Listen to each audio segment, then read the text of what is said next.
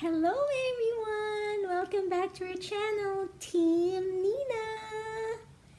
Please excuse Nina, she's kind of busy watching TV. But anyway, we would like to thank everyone who watched our video and also to those who subscribed to our channel. Thank you, thank you, thank you. We really appreciate it. Anyway, what you saw are just things that happened before we received Nina's diagnosis. As I mentioned in our first video, our little girl has special needs. And so when she was about, how old were you? 4 months, huh? When she was about 4 months old, my parents-in-law and brother-in-law suggested that we have her evaluated. They were concerned about her development. And so as first-time parents, my husband and I were like, no, there is absolutely nothing wrong with our sweet little girl. She's probably just a late bloomer, that's it. But we still did follow their advice, so we took Nina to a therapist and they did an evaluation and they did confirm that she showed signs of developmental delay. So we started her immediately with physical and occupational therapy, which she didn't like at first. She cried most of the time for several months.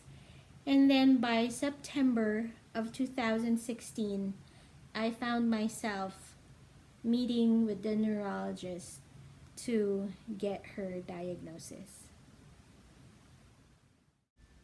Nina has polymicrogyria. I know, when I first heard that, that was a term so foreign to me. But as the neurologist explained, this was an abnormal development of the brain before birth.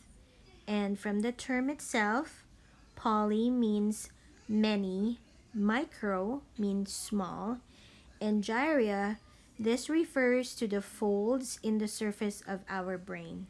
So in Nina's case, the folds in her brain are too many and too small, so it cannot process information the way a normal brain does. People with polymicrogyria have a wide range of symptoms, and these are Nina's. We are so thankful that with medications and weekly therapy, Nina has improved tremendously. The neurologist also explained that the severity of the symptoms will depend on how much and which parts of the brain are affected. In Nina's case, both sides of her brain are affected, specifically her frontal and parietal lobes. We also wanted to know what caused her PMG. Because I had Nina when I was 38, I thought that my age was partly to be blamed. But when we did the genetic testing, we found out that it was a result of a significant deletion of her 22nd chromosome. The doctor said no one is to be blamed. Nature simply chose her. So there you go, guys. That's a little bit of information about Nina's diagnosis.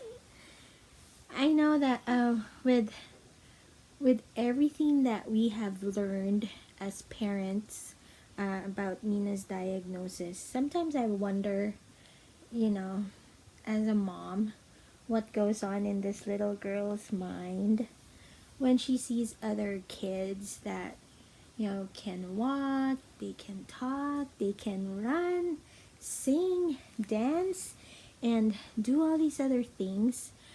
Sometimes I wonder, does she envy them, or does she wish she were normal like them? But all I can say is that every time I see Nina interact with her cousins and her friends at church, in the neighborhood and in school, all I can really see in her eyes is happiness. She is just happy that these kids are able to do what they do.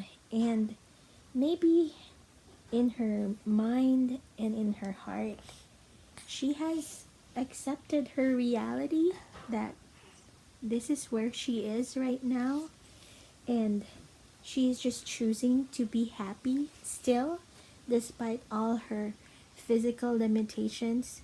And so she has really taught me a lot about, what it means to choose to be happy. That I don't need to feel sad for her, that I don't need to feel sad for us because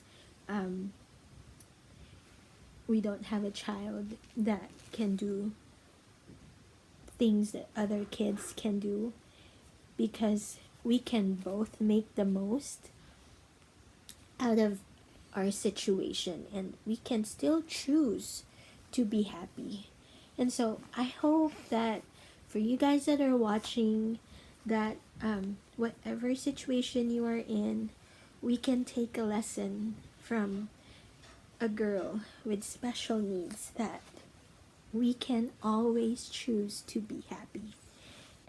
Shout out ninyo mga primo e prima, mga auntie, uncle, de Zamboanga, tan misya iyo con ustedes, and alegre gacho pwede kita man Zoom meeting.